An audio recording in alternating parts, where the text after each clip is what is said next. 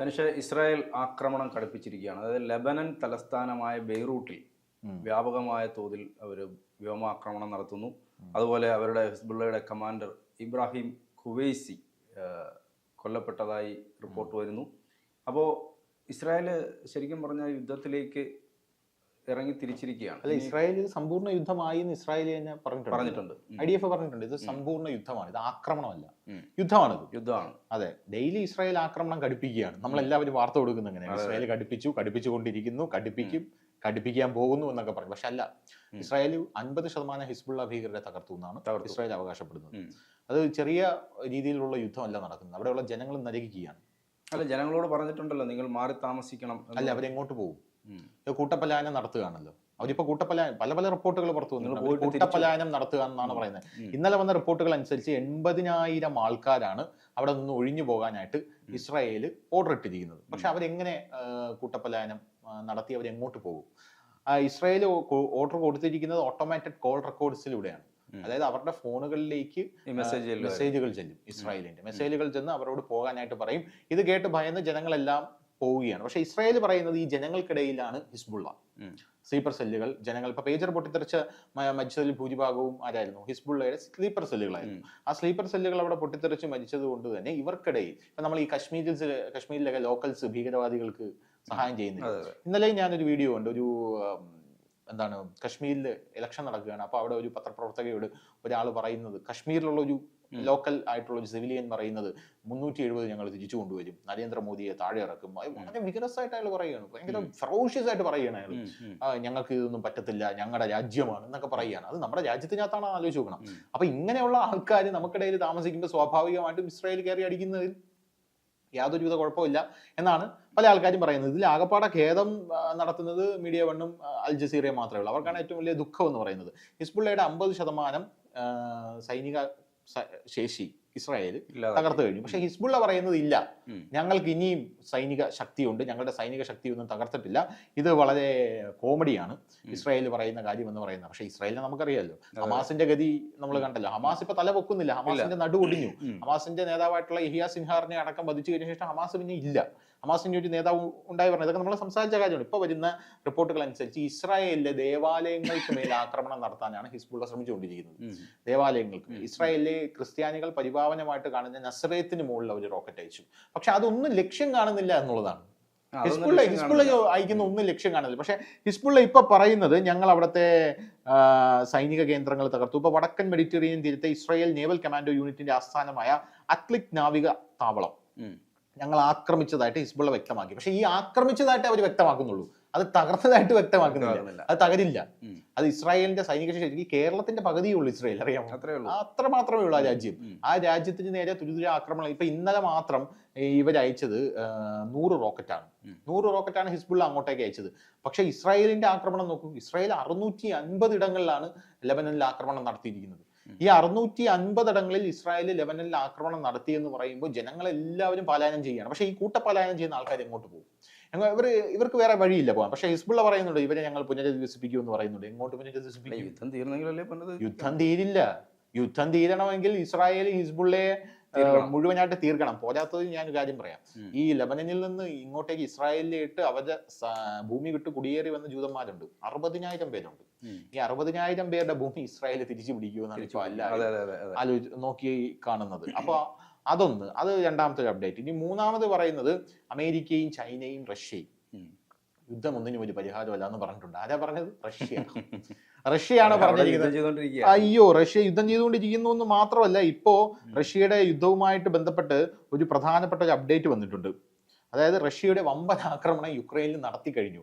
ഒന്നിനും ഒരു പരിഹാരമല്ല എന്ന് പുടിൻ പറയുമ്പോഴും പുടിൻ അടുത്തത് ഇത് പറഞ്ഞു കഴിഞ്ഞ ശേഷം സെലൻസ്കിയുടെ മണ്ടേ കൂടെ 2 റോക്കറ്റ് വിടെന്ന് പറഞ്ഞുകൊണ്ടിരിക്കുന്ന ടീമാണ് അത്. പിന്നെ അമേരിക്ക പറയുകയാണ് യുദ്ധം ഒന്നിനും ഒരു പരിഹാരമല്ല എന്ന്.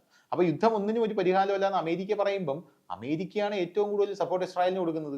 ഇവരിത് പുറമേ പറയും, ഇവരിത് പുറമേ പറയും യുദ്ധം നാട്ടുകാരെ കാണിക്കണ്ടേ.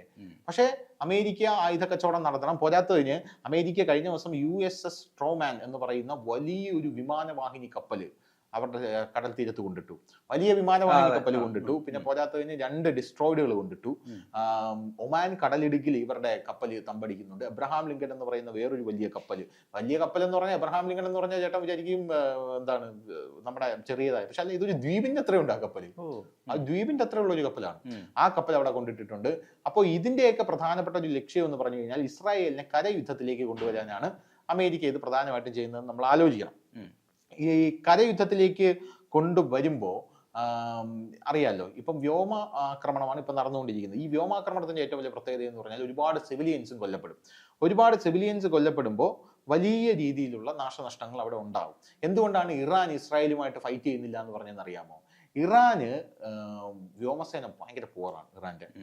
ഇസ്രായേലിന്റെ വ്യോമസേന അങ്ങനെയല്ല, അതിഗംഭീരമാണ്. ഇസ്രായേലിന്റെ വ്യോമസേന അതിഗംഭീരമാണ്. നമ്മൾ വിചാരിക്കും വ്യോമാക്രമണം എന്ന് പറയുമ്പോൾ ഒരുപാട് അങ്ങനെയൊന്നും അല്ല. ഒരു ചെറിയ വിമാനം പോയി എല്ലായിടത്തും ആക്രമണം നടത്തിയിട്ട് തിരിച്ചു വരും. ഡ്രോണുകൾ പോവും, ആക്രമണം നടത്തി തിരിച്ചു വരും. ആളില്ലാ വിമാനങ്ങൾ പോവും, അങ്ങനെ ആക്രമണം നടത്തിയിട്ട് തിരിച്ചു വരും. ഇനിയുള്ള കാലത്ത് വ്യോമാക്രമണമാണ് ഏറ്റവും വലിയ സാധ്യത എന്ന് പറയുന്നത്. ലോകരാജ്യങ്ങൾക്കിടയിൽ വ്യോമാക്രമണമാണ് ഏറ്റവും വലിയ സാധ്യത. ഇപ്പൊ നമ്മൾ കണ്ടില്ല, നമ്മൾ ബാലാക്കോട്ടിൽ ആക്രമണം നടത്തി എങ്ങനെയാ? നമ്മൾ ബാലാക്കോട്ടിൽ ആക്രമണം നടത്തി ഇവിടുന്ന് കരയുദ്ധം അല്ലല്ലോ, നമ്മൾ മോളിൽ കൂടെ പോവല്ലേ ചെയ്യുന്നത്. അപ്പോഴല്ലേ നമ്മുടെ അഭിനന്ദൻ വർദ്ധമാനൊക്കെ അവിടെ പെട്ടുപോയത്. അപ്പൊ ആ ഒരു സാഹചര്യത്തിൽ അമേരിക്ക ഇസ്രായേലിനെ എങ്ങനെയെങ്കിലും കരയുദ്ധത്തിലേക്ക് കൊണ്ടുവരാനാണ് ശ്രമിച്ചുകൊണ്ടിരിക്കുന്നത്. പക്ഷെ ഇപ്പൊ കിട്ടുന്ന അപ്ഡേറ്റ് അനുസരിച്ച് വൈകാതെ ഇതൊരു കരയുദ്ധമായിട്ട് മാറും. കരയുദ്ധമായിട്ട് മാറിക്കഴിഞ്ഞാൽ പിന്നെ ഈ സിവിലിയൻസ് കൊല്ലപ്പെടില്ല എന്ന് ഏറെക്കുറെ കൊല്ലപ്പെടില്ല. പക്ഷെ ഇസ്രായേൽ ഇവർക്ക് കൃത്യമായിട്ടുള്ള നിർദ്ദേശം നൽകുന്നുണ്ട്. അതായത് നിങ്ങൾ ഒഴിഞ്ഞു പോകണം എന്നിവരോട് പറയുന്നുണ്ട്. ഒഴിഞ്ഞു പോയപ്പം ഹമാസ് അവിടെ ഭീകരാക്രമണം നടത്തുമ്പോൾ ഇസ്രായേൽ എങ്ങനെയാണെന്നറിയാമോ? ഈ സിവിലിയൻസിനോട് ഒഴിഞ്ഞു പോകാൻ അവർ സിഗ്നൽ കൊടുക്കും. അവർ പ്രാവിനെ പറത്തിവിടും, ബലൂൺ പറത്തിവിടും. ഇങ്ങനെയൊക്കെ പറത്തിവിടുമ്പോൾ ആ പാലസ്തീനിലുള്ള ജനങ്ങൾ മനസ്സിലാക്കണം, ഞങ്ങൾ ഇവിടെ ആക്രമണം നടത്താൻ പോവുകയാണ്, നിങ്ങൾ ഒഴിഞ്ഞു പൊക്കോളണം എന്ന് പറയും. പക്ഷേ ഈ ഹമാസ് ഭീകരരുടെ ഈ പാലസ്തീനിലുള്ള പാവപ്പെട്ട ജനതയെ തടവിലാക്കി അവിടെ വച്ചേക്കും, ഇവരും കൂടെ മരിക്കട്ടെ എന്നുള്ള രീതിയിൽ. അവർക്ക് സഹതാപ തരംഗത്തിന് വേണ്ടി അങ്ങനെ ആക്കി വെച്ചിരിക്കുകയാണ്.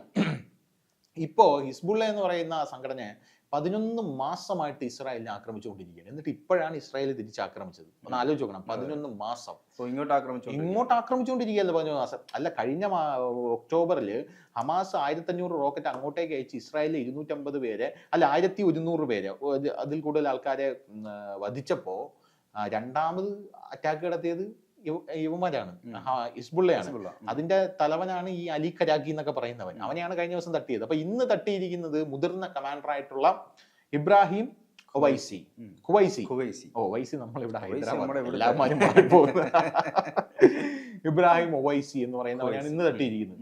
ഇബ്രാഹിം ഒവൈസി എന്ന് പറയുന്ന മുതിർന്ന കമാൻഡറാണ്. അവന്റെ ഇത് ഒഫീഷ്യൽ നെയിമാണ്. പക്ഷെ അവൻ ഈ ഭീകരർക്കിടയിൽ അറിയപ്പെടുന്നത് അബു മൂസ എന്ന് പറയുന്ന പേരിലാണ്. അബു മൂസ എന്ന് പറയുന്നവനാണ് ഇന്ന് തട്ടിയിരിക്കുന്നത്. അപ്പൊ കമാൻഡർ തട്ടി. ഇപ്പൊ ഇസ്രായേലിന്റെ ഇനിയുള്ള ലക്ഷ്യം എന്ന് പറയുന്നത് നസറുള്ളയാണ്. ഇപ്പൊ 50% സൈനിക ശക്തി തകർത്ത് ഈ നസറുള്ളക്ക് താഴെയുള്ള രണ്ടാമനായിട്ടുള്ള അലി കരാഖിയെ തീർത്തു. അതിനു മുമ്പ് വാഹ്ബിയെ തീർത്തു. അത് കഴിഞ്ഞ് ഇനി നസറുള്ളയെ അടുത്ത് പോവുകയാണ്. ഇപ്പൊ മൊസാദ് എങ്ങനെയായിരിക്കും നസറുള്ളയെ കൊല്ലുന്ന ഓപ്പറേഷൻ പ്ലാൻ ചെയ്തിരിക്കുന്നത് എന്നുള്ള കാര്യങ്ങൾ അറിയാനാണ് പല ആൾക്കാരും ഇപ്പോൾ ആകാംക്ഷയോടുകൂടി നോക്കിക്കാണുന്നത്. പക്ഷെ യുദ്ധം ഒന്നിനും ഒരു പരിഹാരമല്ല. എന്നിരുന്നാലും ഇപ്പൊ മരണസംഖ്യയാണ് ഏറ്റവും കൂടുതൽ ലോകത്തെ ഞെട്ടിച്ചിരിക്കുന്നത്. ഒരു ദിവസം, കഴിഞ്ഞ ദിവസം നമ്മൾ കണ്ടതാണ്, കഴിഞ്ഞ ദിവസം 459 മരണം. ഇപ്പൊ ഏകദേശം ഔദ്യോഗികമായിട്ട് അവർ പറയുന്നത് 600 ആണെന്നാണ്. 562 600 മരണസംഖ്യ നിൽക്കുന്നതെന്നാണ് പറയുന്നത്. പക്ഷെ അനൗദ്യോഗികമായിട്ട് 800-900 പേര് മരിച്ചു വീണ് കഴിഞ്ഞു ലെബനനിൽ എന്നാണ് അറിയാനായിട്ട് സാധിക്കുന്നത്. ഇതിൽ ഭൂരിഭാഗം പേരും ഹിസ്ബുള്ളയുടെ ആൾക്കാരാണ്. ഹിസ്ബുള്ളയുടെ ആൾക്കാരിലുപരി സിവിലിയൻസ് ഒരുപാട് പേര് മരിക്കുന്നുണ്ട്. അത് വെച്ച് അവർ മാർക്കറ്റ് ചെയ്യുന്നുണ്ട്. ഇപ്പോൾ കഴിഞ്ഞ ദിവസം ഇസ്രായേൽ അവിടെ 400 ഭീകര കേന്ദ്രങ്ങളിൽ ആക്രമണം നടത്തി കഴിഞ്ഞ ദിവസം.